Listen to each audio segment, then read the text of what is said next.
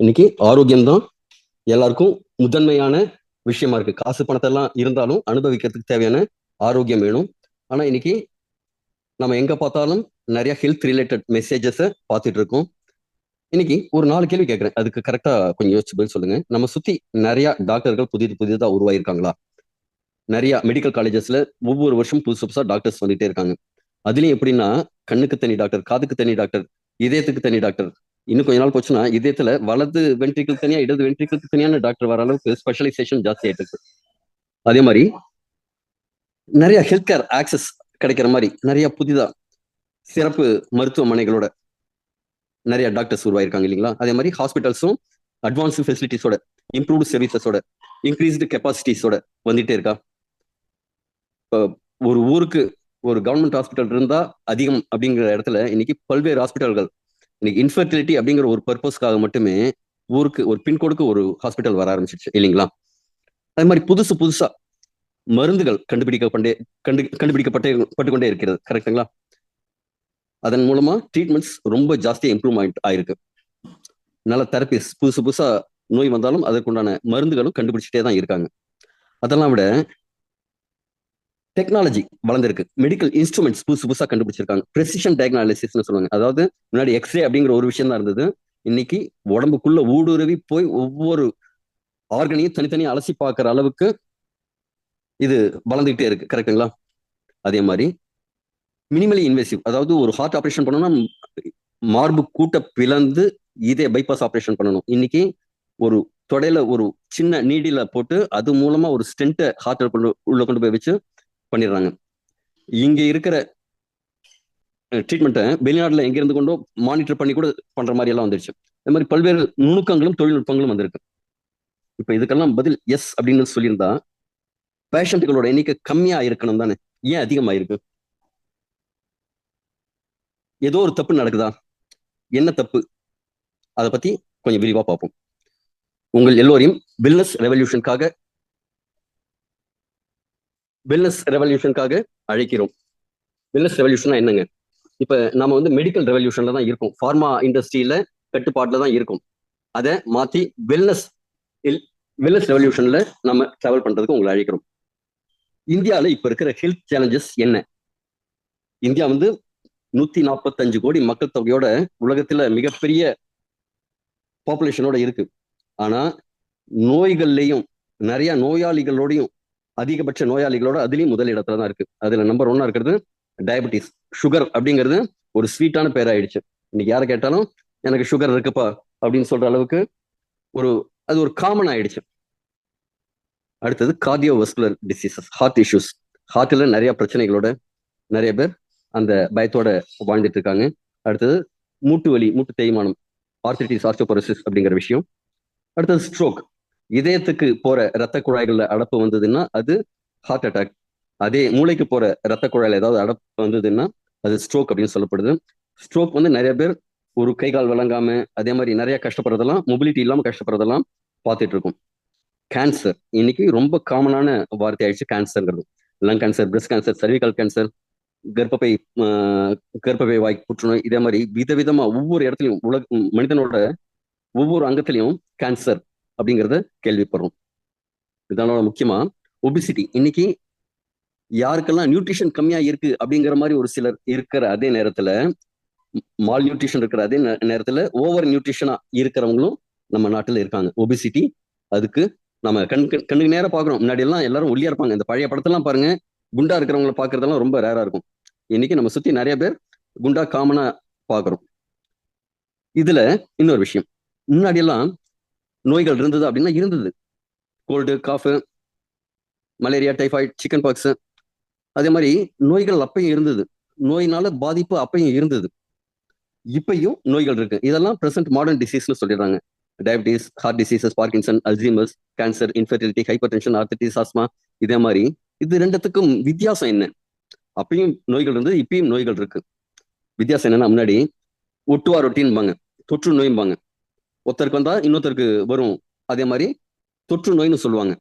அதாவது உங்க வீட்டுக்குள்ள ஒரு நாய் வந்துடுச்சு, என்ன செய்வீங்க? ஒரு குச்சியை எடுத்துக்கிட்டு வரட்டி சு சு அப்படின்னு வரட்டி, இல்லைன்னா ஒரு 2 போடு போட்டா அது ஓடிடும். ஆனா இப்ப இருக்கிற மாடர்ன் டிசீஸ் என்ன பண்ணுதுங்க? உங்க வீட்டுக்குள்ள ஒரு தீவிரவாதி ஒரு துப்பாக்கியோட வந்து சுட்டு உள்ள சுட்டுட்டு இருந்தா என்ன நடக்கும்? அதே மாதிரி விஷயத்த இப்ப இருக்கிற மாடர்ன் டிசீஸ் பண்ணுது. அப்ப இதுல இருந்து தப்பிக்கிறதுக்கு என்ன வழிங்க? அதுக்கு முன்னாடி நம்ம உடம்பை பத்தி கொஞ்சம் பார்க்கணும். இதை தப்பிக்கிறதுக்கு என்ன செய்யணுங்கிறதுக்கு முன்னாடி நம்மளோட இயக்கங்கள் அனாட்டமி இதை கொஞ்சம் பார்ப்போமே. நம்ம உடம்புங்கிறது ஒரு அதி அற்புதமான ஒரு மெஷின்.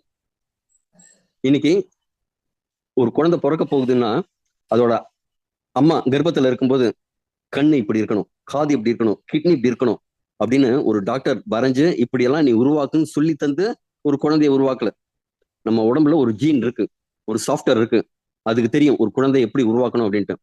ஒரு அப்பாவோட ஒரு விந்தணுவும் ஒரு கருமுட்டையும் சேர்ந்து பல செல்களா மாறி பல ட்ரில்லியன் செல்களா அது வளர்ந்து ஒரு குழந்தையா வளர்ந்து பல கோடி செல்களா நம்ம வளர்ந்துருக்கோம்.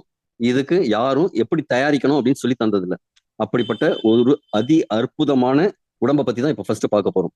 நம்ம பார்க்கும்போது யோகி வாசு அப்படின்ட்டு ஏதோ ஒரு பேர்ல ஒரு உருவத்தை பார்க்குறோம். ஆனா நம்ம கண்ணில் படுறது என்னங்க? கண்ணு, காது, மூக்கு, தோல் அப்படின்னு வெளியில ஒரு உருவம் தெரியுது. ஆனா உள்ளுக்குள்ள இந்த உருவம் பல்வேறு சிஸ்டங்களா ஒர்க் பண்ணிட்டு இருக்கு. கார்டியோவாஸ்குலர் சிஸ்டம் உடம்பு முழுக்க ரத்தத்தை கொண்டு போய் ரத்தத்தின் மூலமா நியூட்ரியன்ஸ் ஆக்சிஜனை கொண்டு போய் ஒரு செல்லுக்கு சேர்க்கிற வேலை செய்யுது. டைஜஸ்டிவ் சிஸ்டம் நம்ம சாப்பிட்ற சாப்பாடுல இருக்கிற சத்துக்கெல்லாம் புரோட்டீன் தனியா, விட்டமின் தனியா, மினரல் தனியா பிரிச்சு உடம்பு சிந்தசைஸ் பண்ணி கொடுக்குற ஒரு விஷயம் டைஜஸ்டிவ் சிஸ்டம். நர்வஸ் சிஸ்டம் ஒரு நம்ம இப்படி காலை எடுத்து வைக்கணும், நகரணும், போகணும் அப்படிங்கிற மாதிரி நம்ம உடம்பை இயக்கக்கூடிய நர்வஸ் சிஸ்டம். ஒரு வெளியிலேருந்து வர நோய்கள்ல இருந்து பாதுகாக்கிற இம்யூன் சிஸ்டம். வெளியில இருக்கிற காத்தை உள்ள எடுத்துட்டு வந்து உள்ள இருக்கிற ஆக்சிஜனை கொடுத்துட்டு உள்ள இருக்கிற கார்பன் டை ஆக்சைடை வெளில தள்ளுற ரெஸ்பிரேட்டரி சிஸ்டம். உங்க உடம்புக்கு ஒரு வடிவத்தை கொடுத்து உங்க இயக்கத்துக்கு மூல காரணமா இருக்கிற ஸ்கெலட்டல் எலும்பு சிஸ்டம். அடுத்தது சதைகள், தசைநார்கள், மஸ்குலர் சிஸ்டம். உங்க மூவ்மெண்ட் இது இருந்ததுன்னா தான் உங்க கைகள்லாம் அசைக்க முடியும். கரெக்டுங்களா? அடுத்தது யூரினரி சிஸ்டம், உங்களோட உடம்புல இருக்கிற கழிவுகளை நீக்கிறதுக்கான சிஸ்டம். ஹார்மோன்ஸ் உருவாக்குற சிஸ்டம். இனப்பெருக்கத்துக்கான ரீப்ரொடக்டிவ் சிஸ்டம். நிணநீர் மண்டலம் அப்படின்ட்டு லிம்பாட்டிக் சிஸ்டம். இதே மாதிரி ஒரு 11 விதமான சிஸ்டங்கள் உடம்புல இயங்கிட்டு இருக்கு. அதற்கு எது உதவுதுன்னா நம்ம உடம்புக்குள்ளே இருக்கிற ஹார்மோன்ஸ், ஆர்கன்ஸ், இதயம், கல்லீரல், மண்ணீரல், குடல், நுரையீரல், இதே மாதிரி எல்லாமே இந்த சிஸ்டம்கான ஆர்கன்ஸா இருக்கு, உதவுற ஆர்கன்ஸா இருக்கு. இதுதான் அந்த சிஸ்டம் எல்லாம் கண்ட்ரோல் பண்ணுது. இப்ப உங்களுக்கு சாப்பிட்ற சாப்பாடு ஜெரிக்கணும் அப்படின்னா வாயில உமிழ்நீர் சுரக்கிறதுல இருந்து வயிற்றுல ஹைட்ரோகுளோரிக் ஆசிட் கரெக்டா இருக்கிறதுல இருந்து அது பசஞ்சு வெளில தள்ளும் போது குடல் வழியா வெளில தள்ளுற வரைக்கும் அது வந்து அந்த டைஜஸ்டிவ் சிஸ்டம் வந்து ஒர்க் ஆகுது. அதே மாதிரி ஒரு முழு வேலையும் சில ஆர்கன்கள் சேர்ந்து ஒரு சிஸ்டமேட்டிக்கா செஞ்சுட்டு இருக்கிறது தான் இந்த சிஸ்டத்தோட வேலை. இந்த ஆர்கன்ஸ் எல்லாம் எதால ஆனது அப்படின்னா நம்ம பாடி ஃபர்ஸ்ட் ஆர்கன்ஸாலையும் அந்த ஆர்கன்ஸ் எல்லாம் டிஷ்யூஸ்களால ஆனது. இப்போ உதாரணத்துக்கு எலும்பு அப்படிங்கிறது ஒரு டிஷ்யூ, அது வந்து ரொம்ப ஸ்ட்ராங்கா இருக்கும். மசில்ஸ் அப்படிங்கிறது நீண்டு சுருங்கக்கூடிய இழுக்கிற மாதிரி ஒரு டிஷ்யூவா இருக்கும். இதே அப்படின்னா சுருங்கி விரியக்கூடிய டிஷ்யூஸா இருக்கும். அதே மாதிரி ஒவ்வொரு டிஷ்யூஸும் ஒவ்வொரு விதமா இருக்கும். ஆனா இந்த டிஷ்யூஸ் எல்லாம் பாத்தீங்கன்னா செல்களால உருவானது. ஒவ்வொரு பல்வேறு விதமான செல்களால இந்த டிஷ்யூஸ் உருவானது. இந்த செல்கள்ல முக்கியமான ஒரு விஷயம் இருக்கு, அதுதான் உங்களை முழுக்க இயக்குது. இப்ப வண்டி ஒண்ணு ஓடணும்னா என்ன வேணுங்க? என்ஜின் வேணும். அந்த என்ஜின் இயங்குறதுக்கு ஃபியூயல் வேணும். அதே மாதிரி நம்ம உடம்புல இருக்கிற செல் இயங்குறதுக்கு மைட்டோகாண்ட்ரியா அப்படிங்கிற ஒரு விஷயம் வேணும். இதுல செல்லுக்குள்ள நிறைய இருந்ததுனாலும் செல்லு தான். இப்ப ஒரு பில்டிங் இருக்கு, நீங்க பார்க்கும்போது ஒரு சுவரா இருக்கும், ஒரு 4 மாடி கட்டடமா இருக்கும். ஆனா அதுல என்னங்க இருக்கும்? கல், சின்ன கல், பெரிய கல்லுன்னு விதவிதமான கல்களால ஆனது. காங்கிரீட்ல சின்ன கல் இருக்கும், செங்கல் பெரிய கல்லா இருக்கும். அதே மாதிரி அந்த கற்கள் போலதான் நம்முடைய செல்கள். இது ஒவ்வொரு செல்லும் டைனி ஃபேக்டரிஸ் சொல்லுவாங்க. ஒவ்வொன்றும் ஒரு சின்ன தொழிற்சாலை மாதிரி. ஒவ்வொரு செல்லுமே பல்வேறு விதமான வேலைகளை செஞ்சுட்டு இருக்கும். அதுல முக்கியமான விஷயம் தான் இந்த மைட்டோகாண்ட்ரியாங்கிறது. பவர் ஹவுஸ்னு சொல்லுவாங்க. நீங்க ஒரு வீட்டுல ஒரு கிச்சன் இருக்கும், ஒரு சமையல் அறை இருக்கும், ஒரு வண்டிக்கு ஒரு என்ஜின் இருக்கும். ஆனா ஒரு செல்லுக்குள்ள 3-4 மைட்டோகாண்ட்ரியால இருந்து 1,00,000 மைட்டோகாண்ட்ரியா வரைக்கும் இருக்கும். உதாரணத்துக்கு உங்க லிவர் எல்லாம் பாத்தீங்கன்னா ஒரு 1000 10,000 மைட்டோகாண்ட்ரியா இருக்கும். இதுல ஹார்ட்ல பாத்தீங்கன்னா ஒரு 5,000 மைட்டோகாண்ட்ரியா இருக்கும். மூளையோட செல்லுல 1,00,000 மைட்டோகாண்ட்ரியா இருக்கும். ஏன் அப்படின்னா அதிகபட்சமா உங்க சாப்பிட்ற சாப்பாடுல 25% எனர்ஜி மூளை தான் எடுத்துக்குது. 25% பிராணவாயு ஆக்சிஜனை மூளை தான் எடுத்துக்குது. அந்த அளவு உங்க மூளை வேலை செஞ்சுட்டு, நீங்க தூங்கிட்டு இருந்தாலும் உங்க மூளை வேலை செஞ்சுட்டு இருக்கு. அப்ப இந்த மைட்டோகாண்ட்ரியா அப்படிங்கிறது தான் உங்க ஒட்டுமொத்த ஆரோக்கியத்தை நிர்ணயிக்கிற விஷயம். இந்த மைட்டோகாண்ட்ரியால என்ன நடக்குது அப்படின்னா, நீங்க சாப்பிடுற சாப்பாடுல இருக்கிற குளுக்கோஸ் அதை எடுத்துட்டு போய் அந்த அடுப்பை எரிச்சு எனர்ஜி கொடுத்து கால்சியம் சிக்னலிங், ஹீட் ப்ரொடக்ஷன் இதே மாதிரி பல்வேறு வேலைகளை அந்த மைட்டோகாண்ட்ரியாங்கிற அடுப்பு செஞ்சு உங்க உடம்புக்கு முழுக்க சப்போர்ட் பண்ணுது. இப்ப மைட்டோகாண்ட்ரியா ஒரு இடத்துல வேலை செய்யல அப்படின்னா, உதாரணத்துக்கு ஹார்ட்ல வேலை செய்யல அப்படின்னா கார்டியோ மயோபதிம்பாங்க. மசில்ஸ்ல உங்களோட தசை நார்கள்ல வேலை செய்யலைன்னா மயோபதிம்பாங்க. நியூரோலாஜிக்கல் டிசார்டர்ஸ் அங்க செய்யலன்னு வரும். கண்ணுல அந்த சரியா வேலை செய்யலைன்னா ரெட்டினோபதிஸ்னு சொல்லுவாங்க. இதே மாதிரி அது வேலை செய்யல அப்படின்னா அந்த இயக்கம் பெருசா தடைபடும். அதனாலதான் மைட்டோகாண்ட்ரியா ரொம்ப ஆரோக்கியமா இருக்கணும் அப்படிங்கிறது அவசியம். இப்ப செல்லுலார் லெவல்ல டேமேஜ் ஆகிறதுக்கு காரணம் நாம ஒரு அடுப்பு எரிஞ்ச உடனே அதுல இருக்கிற வேஸ்ட் எல்லாம் எடுத்தோம் இல்லைங்க. எடுத்தாதான் திருப்பி அடுப்பு எரிக்க முடியும். அதே மாதிரி அதுல கழிவுகள்லாம் நீக்கி சீரா அதை பராமரிக்கணும். அப்பதான் அந்த செல்லு 1 2 ஆகும் 2 4 ஆகும். அதாவது நாம குரோயிங் ஒரு வளர்ச்சி பாதையில இருக்கணும் அப்படின்னா இந்த செல்லோட மல்டிபிளிகேஷன் ஒர்க் வந்து கரெக்டா இருக்கணும். புது செல் உருவாகிற விஷயம் கரெக்டா நடக்கணும். அப்ப என்ன செய்யணும்னா ஒரு செல் ஆரோக்கியமா இருந்தா தான் அதுல இருந்து கழிவுகள்லாம் நீங்கி அது சரியா வேலை செஞ்சாதான் அடுத்த செல் உருவாகும். இப்ப செல் உருவாகிறது தவறா நடந்ததுன்னா என்ன ஆகுங்க? அதுதான் நம்ம சொல்றது வந்து இந்த வயதாகும் தன்மையெல்லாம் நிறைய வரதுக்கும் கேன்சர் செல் உருவாகிறதுக்கும் காரணம் இந்த செல் டூப்ளிகேஷன் ஒர்க் சரியா ஆகல அப்படின்னா தான். இப்ப செல் புதிதா உருவாகிறது கம்மியாச்சுன்னா என்ன நடக்கும் அப்படின்னா நமக்கு வயதாகும் தன்மை அப்படிங்கிறது வரும். இப்ப நோய்கள் அப்படின்னு நம்ம சொல்ற டிசீசஸ் நமக்கு வருதுங்க. ஜென்ரலா பார்த்திருப்பீங்க, உங்களுக்கு ஒரு காயம் பட்டுது அப்படின்னா நீங்க எந்த மருந்தும் போடலைன்னா கூட அது தானாவே ஆறிப்போயிடும் ஒரு குறிப்பிட்ட டயத்துல. அப்ப என்ன நடக்குங்க, நம்ம உடம்புக்கு தன்னைத்தானே குணப்படுத்திக்கும் ஆற்றல்லாம் இருக்கு. அதுக்கு என்ன செய்யணும், அந்த செல்லு ஆரோக்கியமா இருக்கணும். ஆனா இப்ப ஒரு சுகர் பேஷண்ட் இருக்காங்க, அவங்களுக்கு கால் இல்ல ஒரு புண்ணு இருக்கு, சீக்கிரமா குணமாகல அப்படின்னா அவங்களோட இந்த செல்லோட விஷயங்கள் சரியா நடக்கலைன்னு அர்த்தம். உதாரணத்துக்கு நம்ம வளர்ச்சி, நம்ம வயதாகும் தன்மையை பார்ப்போம். ஒரு சின்ன ஒரு டிராயிங்கோட பார்ப்போம். ஒரு குழந்தை பிறக்குது. அப்ப என்ன நடக்கும்னா ஒரு 10 செல் அழியுதுன்னா ஒரு 50 செல் உருவாகும். ஏன்னா எல்லாருக்குமே செல்கள் அழியறதுன்னு நடந்துட்டே தான் இருக்கும். இப்ப உதாரணத்துக்கு நம்மளோட பிளட்ல இருக்கிற ரெட் பிளட் செல்ஸ் அப்படிங்கிறது 120 நாளைக்கு ஒரு ட்ரிப்பு அழிந்து புதிதாக தான் உருவாயிட்டு இருக்கும். அதே மாதிரி அடுத்தது கொஞ்சம் வளரும் பருவத்துல ஒரு சின்ன பசங்க இருக்காங்க, 10 செல் அழியுதுன்னா 30 செல் உருவாகும். அடுத்தது இன்னும் கொஞ்சம் வளர்ந்த பிறகு 10 செல் அழியுது அப்படின்னா 20 செல் உருவாகும். கொஞ்சம் வளர்ந்ததுக்கு அப்புறம் என்ன ஆகும் அப்படின்னா உங்களுக்கு 10 செல் அழியும் 10 செல் உருவாகும்.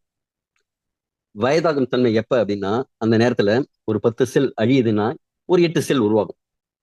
இதுக்கு வந்து லிவிங் லாங் டையிங் ஷார்ட்னு சொல்லுவாங்க. இப்ப இந்த வயதாகும் தன்மை ஜெனரலா வயதானவங்கன்னு நம்ம யாரும் சொல்லுவோம்? கொஞ்சம் கண்ணு தெரியலப்பா கண்ணாடி போடுறாங்க, அவங்கள வயசானவங்கன்னு சொல்லுவோம். கொஞ்சம் தலையெல்லாம் நரைச்சு போச்சு, அவங்கள வயசானவங்கன்னு சொல்லுவோம். தோல் கொஞ்சம் சுருங்கி போச்சு, வயசானவங்கன்னு சொல்லுவோம். வேகமா நடக்க முடியல, படி ஏற முடியல, கஷ்டப்படுறாங்க, அவங்களுக்கு வயசாயிடுச்சுன்னு சொல்லுவோம். இது இந்த வயதாகும் தன்மைன்னு முன்னாடி சொன்னது. நம்ம தாத்தா பாட்டி எல்லாம் ஒரு 60 வயசு 70 வயசுல இருக்கும்போது அவங்களுக்கு வயசாயிடுச்சு அப்படின்னு சொல்லுவோம். ஆனா இன்னைக்கு இந்த தன்மை எல்லாம் யாருக்கெல்லாம் இருக்குன்னு பாருங்க. உங்க சுற்றுப்புறத்துல 35 வயசு 40 வயசுலயே தலைக்கு டை அடிக்க ஆரம்பிச்சாச்சு, தலை நரைச்சு போச்சு. இன்னைக்கு 25 30 வயசுலாம் கண்ணாடி போட ஆரம்பிச்சிடுறாங்க. அப்ப வயதாகும் தன்மை வந்துருச்சு. இன்னைக்கு இல்ல அந்த ஸ்கின் எல்லாம் வந்து நல்ல ரேடியண்டா இருக்கணும், ஆனா சுருக்கத்தோட நிறைய பேர் காணப்படுறாங்க. வயதாகும் தன்மை சீக்கிரமா உருவாயிடுச்சு. இப்ப என்ன நடக்குது அப்படின்னா குழந்தை பிறக்கிறாங்க, வளர்றாங்க, திருப்பியும் வளர்ந்ததுக்கு அப்புறம் என்ன நடக்குது அப்படின்னா இந்த முன்னாடி லிவிங் லாங் டையிங் ஷார்ட்னு போனது போக இப்ப லிவிங் ஷார்ட் டையிங் லாங் அப்படின்னு ஆகிப்போச்சு இல்லைங்களா?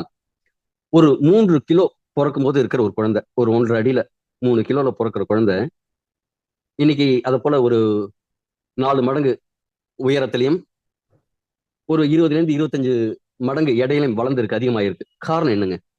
நம்ம சாப்பிடுற சாப்பாடு. அந்த சாப்பாடு சரியா இருந்ததுன்னா நம்ம ஆரோக்கியமும் சரியா இருக்கும். முன்னாடி குழந்தைங்க எல்லாம் பார்ப்பீங்க, தாய்ப்பால் வந்து 1 வயசு 2 வயசெல்லாம் கொடுப்பாங்க. எனக்கு தெரிஞ்சு 5 வயசுக்கு கொடுத்துருக்கு அப்படிங்கிற மாதிரி எல்லாம் கேள்விப்பட்டிருக்கேன். 5 வயசு வரைக்கும் தாய்ப்பால் கொடுத்ததெல்லாம் கேள்விப்பட்டிருக்கேன்.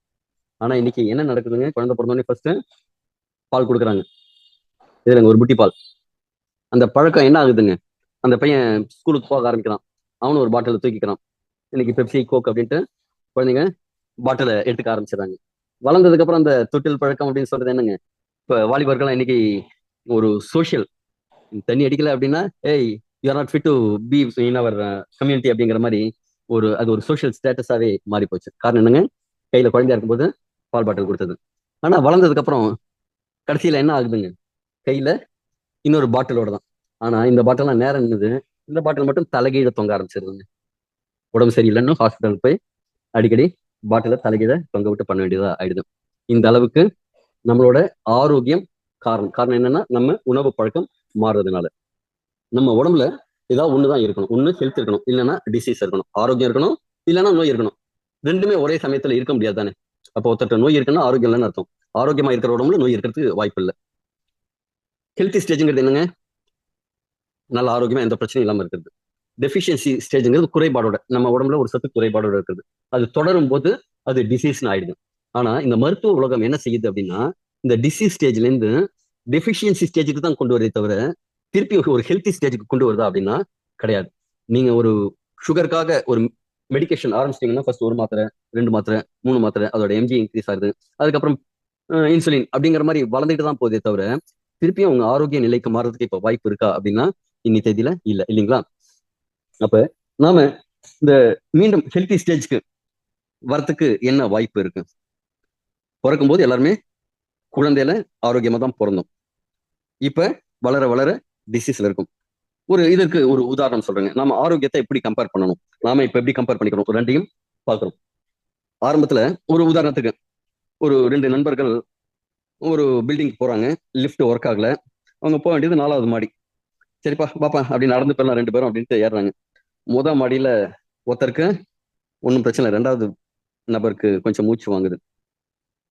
2வது மாடி ஏறும்போது நபர் கொஞ்சம் கம்ஃபர்டபுளா நடக்கிற. 2வது நபருக்கு மூச்சு ரொம்ப வாங்குது.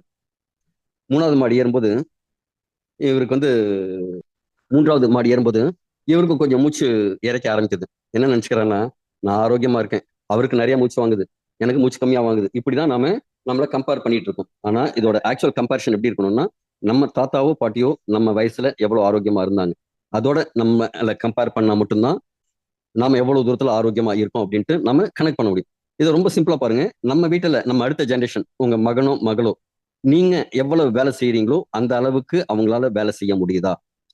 நாம உடல் நலம் குன்றியதோட இல்லாம நம்ம அடுத்த ஜெனரேஷன் இன்னும் குறைவான உடல் நலத்தோட தான் இருக்காங்கிறதுக்கு இது உதாரணம். அப்ப இதுக்கெல்லாம் என்ன வாய்ப்பு இருக்கு? இதுல இருந்து தப்பிக்கிறதுக்கு என்ன வாய்ப்பு இருக்கு? அசுரர்களும் தேவர்களும் பார்க்கடலை கடைந்து அமிர்தத்தை எடுத்தாங்களாம். அதே மாதிரி நமக்கு ஏதாவது நம்ம ஆரோக்கியத்தை மீண்டெடுக்கிறதுக்கு ஏதாவது அமிர்தம் இருக்கா அப்படின்னா கண்டிப்பா அமிர்தம் கிடைச்சிருக்கு. இன்னைக்கு இங்க இந்த வாய்ப்பு கிடைக்க பெற்றவர்கள், இதை பத்தி கேட்க கிடைக்கப்பட்டவர்கள்லாம் பாக்கியவான்கள்னு சொல்லலாம். அதாவது ஒரு கர்மா இருக்குன்னு வச்சுங்க. நீங்க கஷ்டப்படணும் அப்படிங்கிற மாதிரி, ஒருத்தர் கஷ்டப்படணும் அப்படின்னு இருந்தா கஷ்டப்பட்டுட்டு தான் இருக்கணும். அவருக்கு ஒரு தீர்வு கிடைக்குது, அவங்க ஆரோக்கியமா மாறணும் அப்படின்னா அவங்க கர்மா இடம் கொடுக்கணும்.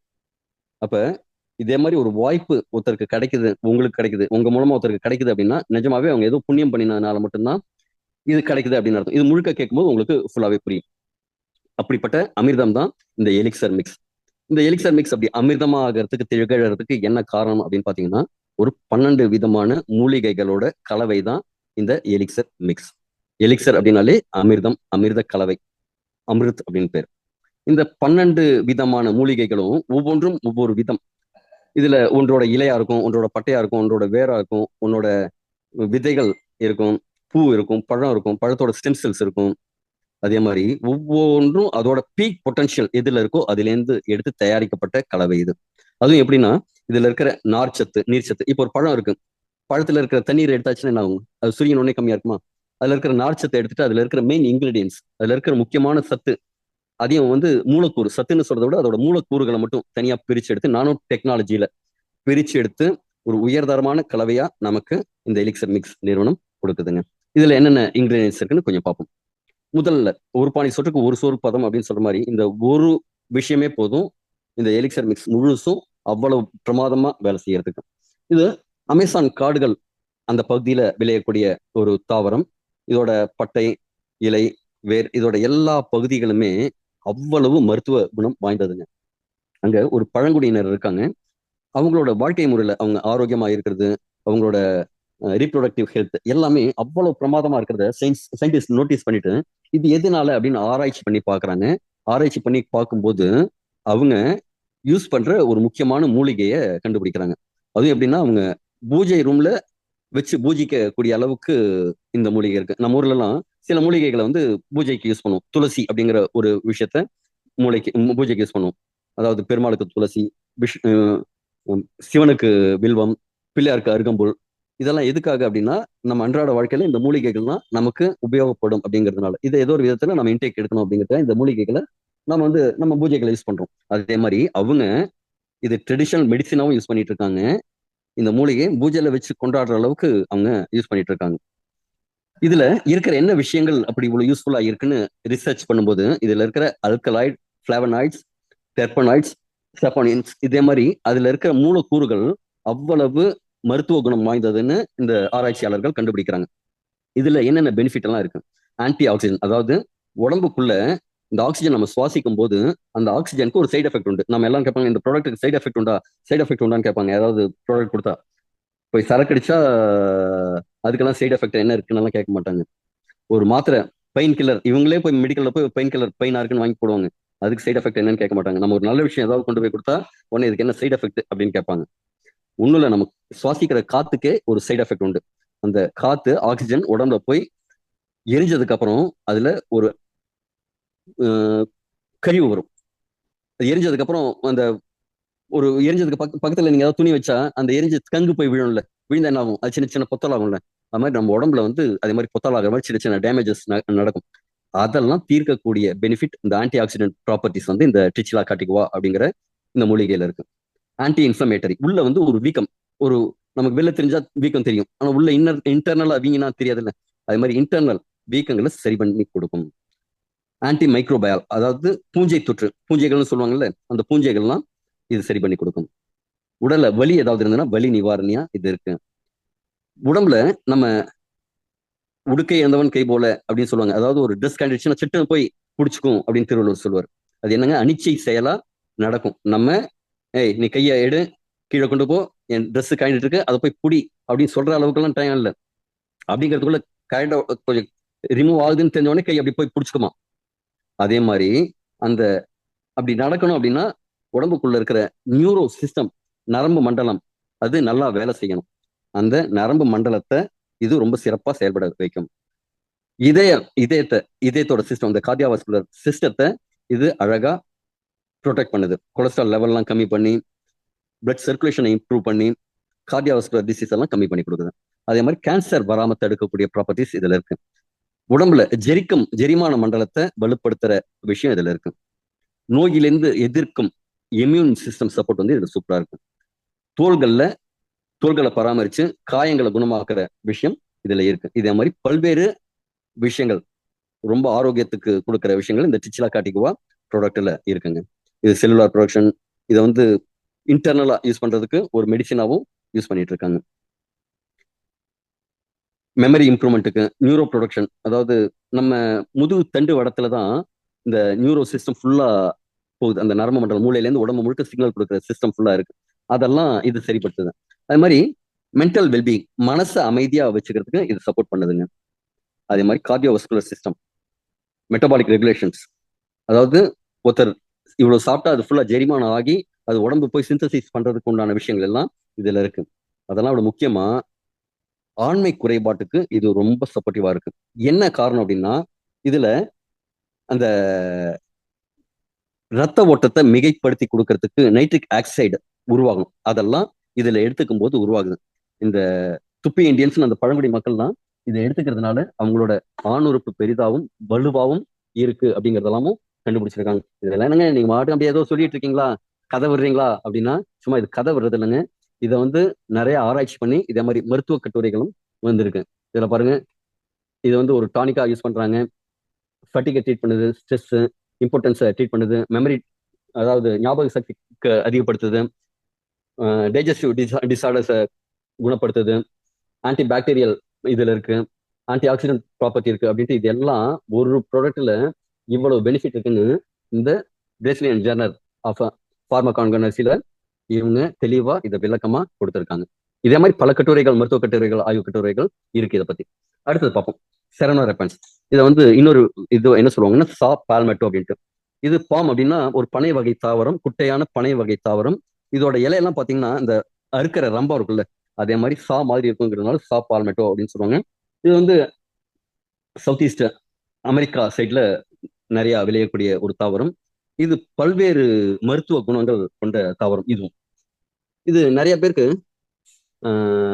தலைமுடி வளரல அப்படின்னா அவங்களுக்குலாம் இது ரொம்ப யூஸ்ஃபுல்லா இருக்கும். தலைமுடி வளர்ச்சி அடைவதற்கும், அதாவது ஒரு தலையில முடி வந்து ஒண்ணா இருக்காது, ஒரு கொத்து கொத்தா இருக்கும். இப்ப ஒண்ணா இருக்கிற சில பேருக்கு பாத்தீங்கன்னா முடி அடர்த்தி கம்மியா இருக்கும். அதே ஒரு ஸ்டாண்டுல 2, 3 இந்த நாத்து நடும்போது வைப்பாங்க தெரியுமாங்க, 2, 3 அதே மாதிரி 2, 3 வளரும் போது உங்களுக்கு முடி அடர்த்தியா இருக்கும். அந்த அளவுக்கு இதை யூஸ் பண்ணும்போது முடியோட அடர்த்தி அதிகமாகும். அடுத்தது ரொம்ப முக்கியமான விஷயம், முன்னாடி எல்லாம் ஒரு 50 வயதுக்கு மேற்பட்ட ஆண்களுக்கு தான் இந்த பிரச்சனை இருந்தது. இப்ப 40 வயதுக்கு மேலே ரொம்ப கணிசமான நபர்களுக்கு இருக்கு. ப்ராஸ்டேட் ஹைப்பர்பிளாசியா அப்படின்ட்டு, அதாவது ப்ராஸ்டேட் கிளாண்டோட வீக்கம். இது எதனால நடக்குது அப்படின்னா, வயதாகும் போது இந்த செமன் உற்பத்தி ஆகும்போது அதுக்கு சப்போர்ட்டிவா ஒரு ஃப்ளூயிட் கொடுக்கணும். அந்த ஃப்ளூயிடை உருவாக்கி கொடுக்குற இந்த ஆர்கன்ல வீக்கம் வரும்போது சிறுநீர் வெளியே போகும் பாதையை அடைச்சிக்கும். இதே மாதிரி இது ரொம்ப ஃப்ரீயா போகிற யூரினேஷன் இதே மாதிரி அடைச்சிட்டு போகும்போது அடிக்கடி கொஞ்சம் யூரின் போற மாதிரி, முழுசா போகாம கொஞ்சம் அப்படியே போயிட்டு வந்ததுக்கு அப்புறமும் எனக்கு இன்னும் யூரின் போகணும் போல இருக்கு, திருப்பி இன்னொரு ட்ரிப் போயிட்டு வர மாதிரி, இதே மாதிரி சிஸ்டம்லாம் எப்போ இருக்குன்னா வயதாகும் போது இருக்கும். அந்த ப்ராஸ்டேட் கிளாண்ட் வீக்கத்தை இது சரி பண்ணக்கூடியது. இது வந்து கிளினிக்கலா ப்ரூவன். இதை தவிரையும் இதுல நிறைய பெனிஃபிட் இருக்கு. செல் க்ரோத்துக்கு, antioxidant effect, anti inflammatory actions இதெல்லாமும் இதுல இருக்கு. இதுல யூரினரி இன்ஃபெக்ஷன் அதெல்லாம் இருந்ததுனால சரி பண்ணி கொடுக்கும். கிட்னியை பலப்படுத்தி கொடுக்கும். இம்ப்ரூவ்டு பிளாடர் ஃபங்க்ஷன், இதே மாதிரி நிறைய யூரினரி சிஸ்டம் அது சம்பந்தமா நிறைய பெனிஃபிட் இதுல இருக்கு. ப்ரோஸ்டேட் ஹெல்த், ஹார்மோனல் பேலன்ஸ் எல்லாமே இதுல இருக்கு. இன்ஃப்ளமேஷன் கம்மி பண்ணி கொடுக்கும். ஹேர் லாஸை கம்மி பண்ணும். ஹேர் நிறைய பேருக்கு கொட்டுறது கேள்விப்பட்டிருக்கும். இது ரெகுலரா எடுத்துக்கும் போது இந்த ஹேர் ஃபால் அப்படிங்கிறது கம்மியாகும். செக்ஸுவல் ஹெல்த்துக்கும் இது பெரிய அளவுல ஹெல்ப் பண்ணுது. கார்டியோ வாஸ்குலர் ஹெல்த்துக்கும் இது ரொம்ப சப்போர்ட்டிவா இருக்கு. அடுத்தது ஒரு விதமான பரங்கி விதைகள், குக்குர்பிட்டா மஸ்டார்ட் அப்படிங்கிறது. இது இந்தூர்ல இல்ல, பஹாமா பக்கத்துல இருக்கிற ஒரு ஸ்பெஷல் பம்கின் சீட்ஸ். இதோட மெடிக்கல் பெனிஃபிட் என்னன்னு பாத்தீங்கன்னா, இப்ப நீங்க கேட்கறது எல்லாத்துலயுமே ஒரு மாதிரி ஒரே விஷயங்கள் பல இடத்துல வர மாதிரி இருக்கும். ஆனா ஒவ்வொன்றும் தீவிரமா ஒவ்வொரு விதத்துல ஒவ்வொரு செல் லெவல்ல போய் வேலை செய்யக்கூடியது. இதுவும் anti inflammatory, antioxidant, anti டயபெட்டிக்கெல்லாம் இது ரொம்ப சப்போர்ட்டிவா இருக்கும். கேன்சர் வராம தடுக்கும், இதய நோயிலிருந்து பாதுகாக்கும், அதே மாதிரி குடல் சம்பந்தமான பிரச்சனைகள்லேருந்து பாதுகாக்கும், நோய் எதிர்ப்பு சக்திக்கு வலுவூட்டும், புண்களை விரைவாக ஆட்டும். இப்ப பாத்தீங்கன்னா சுகர் வந்தவங்களுக்கு எல்லாம் புண் லேசில குணமாகாது. அப்ப என்ன செய்யணும் அப்படின்னா, அதுக்கு உள்ளேந்து அந்த ஸ்கின்னை வந்து அந்த டேமேஜஸ் சரி பண்ணணும். அது இது பண்ணும். ஆன்டி பாரசிட்டிக், அதாவது குடல் வால் புழுனாலும் சொல்லுவோம், குடல் புழுனாலும் சொல்லுவோம். அதே மாதிரி உள்ளுக்குள்ள ஒட்டுண்ணிகள் நம்ம உடம்புல இருக்கும், அதெல்லாமும் இதை ரிமூவ் பண்ணும். பாக்டீரியா, தேவையில்லாத பாக்டீரியாக்களை இது கொள்ளும். இதுவும் பாத்தீங்கன்னா ஹார்ட் ஹெல்த்துக்கும், ப்ராஸ்டேட் ஹெல்த்துக்கும், நோய் எதிர்ப்பு சக்திக்கும் பல விதத்துல இது யூஸ் ஆகுது. அடுத்தது பங்க்சர் வைன், நம்ம ஊர்ல சொல்லக்கூடிய நெருஞ்சி முள். நம்ம ஜென்ரலாவே நம்ம நாட்டு மருந்துகள்ல, மருத்துவத்துல, சித்த மருத்துவத்தெல்லாம் இதை நிறைய யூஸ் பண்ணுவாங்க. குறிப்பா என்னன்னா, கிட்னில ஸ்டோன் வந்ததுன்னா இதை யூஸ் பண்ணுவாங்க. கிட்னியோட பாதுகாப்புக்கு, அதுல ஃபில்ட்ரேஷன் ப்ராசஸ்ல ஏதாவது இஷ்யூ இருந்ததுன்னா இதை யூஸ் பண்ணுவாங்க. அதே மாதிரி இங்க மட்டும் இல்ல, சைனீஸ்லயும் இந்த மருத்துவத்துல, அவங்களோட மருத்துவத்திலையும் இந்த நெருஞ்சி முள்ள நிறைய யூஸ் பண்ணுவாங்க. இது அது மட்டும் இல்லாம கிட்னி ஹெல்த்துக்கு மட்டும் இல்லாம செக்ஸுவல் ஹெல்த்துக்கும் நிறைய சப்போர்ட் பண்ணுது. உடல்ல இருக்கிற உள் வீக்கத்துக்கெல்லாம் நிறைய சப்போர்ட் பண்ணுது. கிட்னி, பிளாடர் இதெல்லாம் ஸ்ட்ராங் ஆகிறதுக்கு அதோட ஸ்ட்ரெங்தன் பண்ணி கொடுக்குது. இதய ஆரோக்கியத்துக்கும் இது ரொம்ப யூஸ்ஃபுல்லா இருக்கு. இது இதுல இருக்கிற பிளாவனாய்ட்ஸ், அல்கலாய்ட்ஸ், செப்பனாய்ட்ஸ் இதெல்லாம் வந்து ரொம்ப யூஸ்ஃபுல்லா இருக்கு. அமினோ ஆசிட்ஸ், அதாவது நம்ம சாப்பிட்ற சாப்பாடுல சில அமினோ ஆசிட்ஸ் இருக்கும். உடம்பே நிறைய அமினோ ஆசிட்ஸை தயார் பண்ணிக்கும். ஆனா நம்ம சாப்பிட்ற சாப்பாடுல இருக்கிற அமினோ ஆசிட்ஸ் முழுக்க கிடைக்கல அப்படின்னா, ஒரு 13 விதமான முக்கியமான அமினோ ஆசிட்ஸ் இருக்கு. அது சரியா கிடைக்கலன்னா உள்ள லட்சக்கணக்கான காம்பினேஷன்ல அது பண்றதெல்லாம் தடைபடும். இதுல வந்து அதுக்கு தேவையான முக்கியமான சில அமினோ ஆசிட்ஸ் இருக்கு. அதுல இந்த ஆர்ஜினைன் அப்படிங்கிற அமினோ ஆசிட்ஸ் ரொம்ப முக்கியமான அமினோ ஆசிட்ஸ். இதுதான் இந்த நைட்ரிக் ஆசிட் ப்ரொடக்ஷனுக்கு ரொம்ப யூஸ்ஃபுல்லா இருக்கு. இப்ப சில பேர் வந்து வயக்ரா அப்படிங்கிற ப்ராடக்ட் எடுத்துப்பாங்க. அது என்ன செய்யும் அப்படின்னா, உடம்புல இருக்கிற நைட்ரிக் ஆக்சைடை செயற்கையா உருவாக்கும். இது இயற்கையா உருவாக்குற ஒரு விஷயம்.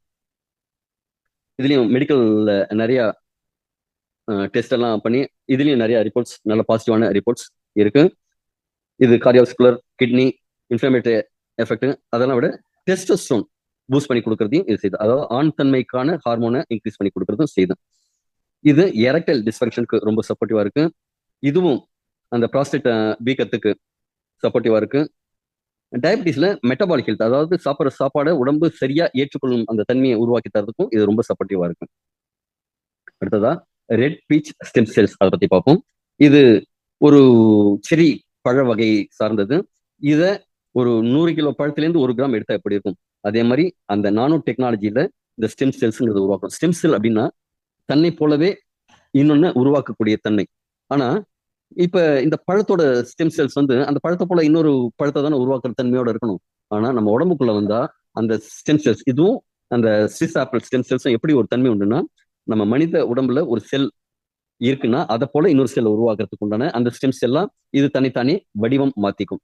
இது செல்லுலார் ரீஜெனரேஷன், அதாவது புதிதா செல்கள் உருவாக்குறதுக்கு உண்டான சப்போர்ட் நிறைய பண்ணி கொடுக்குது. இது ஸ்கின் ஆரோக்கியமா இருக்கிறதுக்கும், வயதாகும் தன்மையை குறைக்கிறதுக்கும், காயங்களை புண்களை எல்லாம் சீக்கிரமா ஆத்துறதுக்கும், நோய் எதிர்ப்பு சக்தியை மேம்படுத்துறதுக்கு இது உதவியா இருக்கு. ஸ்கின் கேருக்கு இதை நிறைய யூஸ் பண்றாங்க. நிறைய ஸ்கின் கேர் ரெஜிம்ல வந்து இந்த ஸ்கின் செல்ஸை வெளிப்பூச்சாவும் கொடுக்குறாங்க.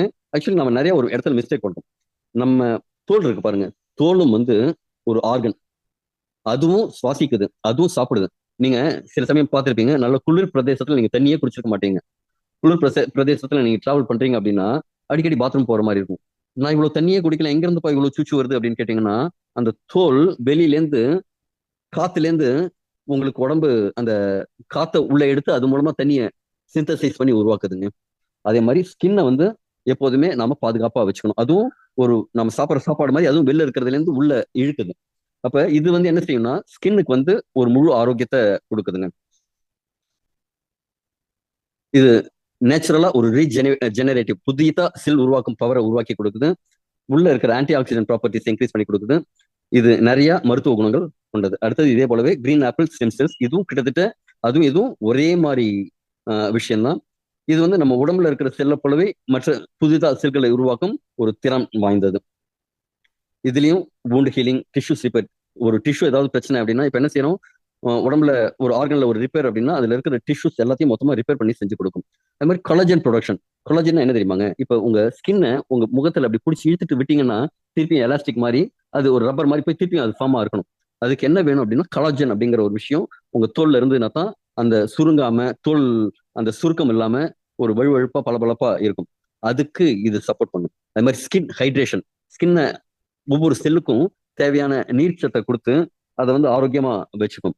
இன்னைக்கு இதை சாப்பிட்ட நிறைய பேர் இப்ப பார்த்துட்டீங்க, என் முகம் அழகாயிடுச்சு, நல்ல பொலிவாயிடுச்சு, ஒரு யங் லுக்கிங் வருது அப்படின்னு சொல்றதுக்கெல்லாம் காரணம் இந்த ஆன்டி ஏஜிங் இருக்கிற இந்த ஸ்விஸ் ஆப்பிள், இதோட ஸ்டெம் செல் தான். ஆக்சுவலி இந்த ஸ்விஸ் ஆப்பிள் அப்படிங்கிறது ஒரு ராஜாக்களுக்கு மட்டுமே சொந்தமா அவங்க மட்டுமே சாப்பிடக்கூடிய உணவா இருந்த ஒரு பொருள். இது எப்படின்னு பாத்தீங்கன்னா, இந்த ஸ்கின் மேல ஒரு டேமேஜ் இருக்குன்னு வச்சுங்க, இது ஒரு செல்லை உருவாக்கி அந்த இடத்துல கொண்டு போய் வச்சு அந்த ரிப்பேரை சரி பண்றது, அதாவது பட்டி பாக்குறோம்னு சொல்லுவோம்ல, அதே மாதிரி இது வந்து ரொம்ப விரைவா காயங்களை குணமாக்கக்கூடிய விஷயம் இதுல இருக்கு. அது மாதிரி இந்த காலஜன் சிந்தசிஸ் பண்றதுனால அந்த சுருக்கம் இல்லாம ஒரு இளமையான தோற்றத்தை இது கொடுக்கும். அடுத்தது இந்த மீடியம் கிராண்டிஃபிளாம், இந்த ஹார்னி கோட் அப்படிங்கிற இந்த தாவரம், இதுவும் பாத்தீங்கன்னா கிட்னி டானிக், கிட்னி ஆரோக்கியமா வச்சுக்கிறதுக்கு, ஆன்டி ஏஜிங் வயதாகும் தன்மையை குறைக்கிறதுக்கு, அதே மாதிரி போன் ஹெல்த், உங்க எலும்பை வந்து ஆரோக்கியமா வச்சுக்கிறதுக்கு. ஆக்சுவலா கால்சியம் என்ன செய்யும் அப்படின்னா ஒரு குறிப்பிட்ட ஏஜ்க்கு மேல போன்ல போய் சேராது. ஆனாலும் நீங்க கால்சியம் எடுக்கணும். எதுக்காகன்னா நம்ம சாப்பிட்ற சாப்பாடுல கால்சியம் சத்து இருந்துன்னா தான் நம்ம சமைத்த உணவுகளை தான் நிறைய சாப்பிடுறோம், கரெக்டுங்களா? அப்ப இது அசிடிக் ஃபுட்டா இருக்கு. அதை அல்கலைனா மாத்துறதுக்கு நம்ம ஃபுட்டுல கால்சியம் இல்லைன்னா உடம்பு உள்ள போய் கால்சியம் எலும்புல ஓட்ட போட்டு கொஞ்சம் கொஞ்சமா எடுத்து யூஸ் பண்ண ஆரம்பிச்சோம். அப்ப கால்சியம் ரிச்சான உணவு இருக்கணும். இதெல்லாம் எடுத்துக்கும் போது உங்க போனோட ஹெல்த் வந்து ஸ்ட்ராங் ஆகும், ஹெல்த் இம்ப்ரூவ் ஆகும். இதுலயும் முக்கியமான சில பிளாவனாய்ட்ஸ் அதெல்லாம் இருக்கு, மூலக்கூறுகள், இதுல இருக்கிற மூலக்கூறுகள் பல விதத்திலையும் உதவியா இருக்கு. இதெல்லாம் விட செக்ஸுவல் ஹெல்த்ல ரொம்ப சப்போர்ட் பண்ணுது, எனர்ஜி லெவலை இன்க்ரீஸ் பண்ணி கொடுக்குது, இன்ஃபர்மேஷனை ரெடியூஸ் பண்ணி கொடுக்குது, எலும்பு ஆரோக்கியத்துக்கு உதவியா இருக்கு. அடுத்தது நம்ம ப்ராடக்ட் எடுத்த உடனே உடனடி ரிசல்ட் கொடுக்குற விஷயம் என்ன அப்படின்னா மேல் ஜெனிட்டல் ஆர்கன்ல தான் ஃபர்ஸ்ட் ரிசல்ட் பார்க்க முடியுது இல்லைங்களா? ஆண்மை சம்பந்தமான பிரச்சனைகளுக்கு உடனடியா தீர்வு கொடுக்குது. அதுக்கு ரொம்ப உறுதுணையா இருக்கிற ப்ராடக்ட் வந்து இந்த கார்டிசெப்ஸ் அப்படிங்கிற ஒரு வித காளான். இது வந்து ஒரு மலை பிரதேசத்துல மட்டும்தான், ஹை ஆட்டிடியூட் ரொம்ப உயரமான மலை பிரதேசத்துல மட்டும்தான் விளையக்கூடியது. இதுக்கு உண்டான மருத்துவ குணம் அப்படிங்கிறது அளப்பரியது. கேன்சர் வராம, ஒரு வயதாகும் தன்மை இல்லாம, இம்யூன் சிஸ்டத்தை, அதாவது நோய் எதிர்ப்பு சக்தியை இன்க்ரீஸ் பண்ணி கொடுத்து, அதே மாதிரி நிறைய விஷயங்கள் இதுல இருக்கு. இது வந்து திபெத் சைனீஸ் அந்த பகுதிகள்லாம் ஒரு முக்கியமான மெடிசனா யூஸ் பண்ணிட்டு இருக்கு. விட்டலிட்டி, அதாவது ஒரு ஸ்டெமினாவை இன்க்ரீஸ் பண்ணி கொடுக்கறதுக்காக. முக்கியமா இது வந்து இதய சம்பந்தமானதாகவும், மூச்சு சம்பந்தமானதாகவும், நோய் எதிர்ப்பு சம்பந்தமாகவும், பிசிக்கல் பெர்ஃபார்மன்ஸ், ஒரு லாங் டியூரேஷன்ல ஒரு விஷயம் செய்யணும் அப்படின்னா ஸ்டெமினா வேணும் இல்லைங்களா, அதுக்காகவும் இது யூஸ் ஆகுது. எய்ட்ஸ் முதற்கொண்டு எல்லாத்துக்குமே யூஸ் ஆகுது இருந்ததுனாலும். அதே மாதிரி இந்த சீனி துளசி அப்படின்னு சொல்லுவோம். இதுவும் பாத்தீங்கன்னா நிறைய ஹெல்த் பெனிஃபிட்டோட, சுகர் கண்ட்ரோல் பண்றதுக்கெல்லாம் இது ரொம்ப சப்போர்ட்டிவா இருக்கும். அடுத்தது நம்ம பாசிஃப்ளோரா, சிறுபூனை காளி. இது பாத்தீங்கன்னா ஃபிளவனாய்ட்ஸ், ஆல்கலைட்ஸ், கிளைகோசைட்ஸ் அப்படிங்கிற மாதிரி நிறைய ஒரு நன்மை பயக்கும் விஷயங்களோட இது இருக்கு. இதை பொறுத்த வரைக்கும் நிறைய பேருக்கு இன்னைக்கு தூக்கம் வராம ஒரு ஸ்ட்ரெஸ்ஸோடயே இருக்காங்க. வீட்டுல இருந்தாலும் சரி, வேலை செய்யும் இடத்துல இருந்தாலும் சரி, படிக்கிற இடத்துலயும் இருந்தாலும் சரி, எல்லா இடத்துலயும் ஒரு ஸ்ட்ரெஸ்ஸோடயே இருந்துட்டு இருக்காங்க இல்லையா, அவங்களுக்கு இது ரொம்ப சப்போர்ட்டிவா இருக்கக்கூடிய விஷயம். ஒரு ஆங்ஸைட்டின்னு சொல்ற அந்த ஆங்ஸைட்டி கம்மி பண்ணி தூக்கத்தை இம்ப்ரூவ் பண்ணக்கூடிய ஒரு விஷயமா இருக்கும். பெயின் மேனேஜ்மெண்ட்டுக்கும் இது ரொம்ப சப்போர்ட்டிவா இருக்குங்க. அதே மாதிரி குடல் சம்பந்தமான பிரச்சனைகளுக்கும் இது தீர்வா இருக்கும். குடல்ல வந்து நல்ல பாக்டீரியாஸ் வளர்றதுக்கு இது ரொம்ப யூஸ்ஃபுல்லா இருக்கும். அடுத்தது ஜெபுட்டிகாபா அப்படிங்கிற ஒரு நாவல் பழ வகையை சேர்ந்த ஒரு செடி. இதுவும் விட்டமின் சி எல்லாம் நிறைய இருக்கிறது. இதுல இருக்கிற இந்த கலர், அந்த கலர் மட்டுமே அந்த ஒவ்வொரு இதுல பாத்தீங்கன்னா விட்டமின் எல்லாம் தாண்டி ஒவ்வொரு நிறமிகள் இருக்குல்ல, அந்த நிறமிகளும் நமக்கு ரொம்ப சப்போர்ட்டிவா இருக்கும். அதே மாதிரி இதுல இருக்கிற இந்த கலர், இந்த விட்டமின்ஸ், இந்த பிளாவனாய்ட்ஸ், இது எல்லாமே ரொம்ப சப்போர்ட்டிவா இருக்கும். இது வந்து இதய ஆரோக்கியம், கேன்சர் வராம தடுக்கிறது, அதே மாதிரி எல்லாத்துக்குமே பெனிஃபிட்டா இருக்கக்கூடிய விஷயம். ஆன்டி கேன்சராகவும் இந்த பழம் யூஸ்ஃபுல்லா இருக்கு. அடுத்தது பில்கியா. இது கிட்டத்தட்ட ஒரு புளிப்பு சுவை உடைய ஒரு பழம். நம்ம உணவுல அறுசுவையும் இருக்கணும் அப்படிம்பாங்க.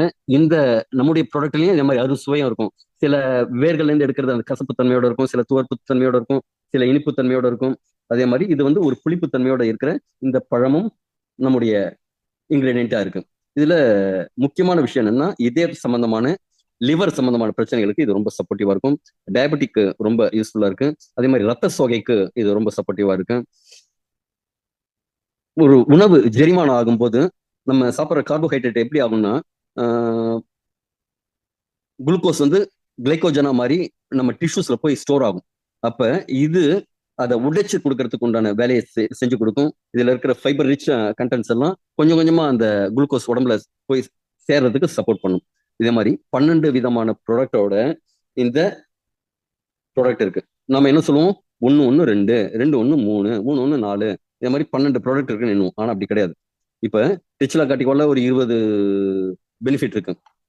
அப்ப 10 × 10 100, 100 × 10 1000, 1000 × 10 10,000, லட்சம், 10 லட்சம் கோடின்னு இது பல மடங்கு பவர்ஃபுல்லான ஒரு ப்ராடக்ட். அதனாலதான் இத ஒரே ஒரு சிட்டிகை நாக்கு கடியில வைக்கும் போதே ரொம்ப தீவிரமா இது வேலை செஞ்சு நமக்கு ஒரு பெரிய ரிசல்ட்டை கொடுக்குது.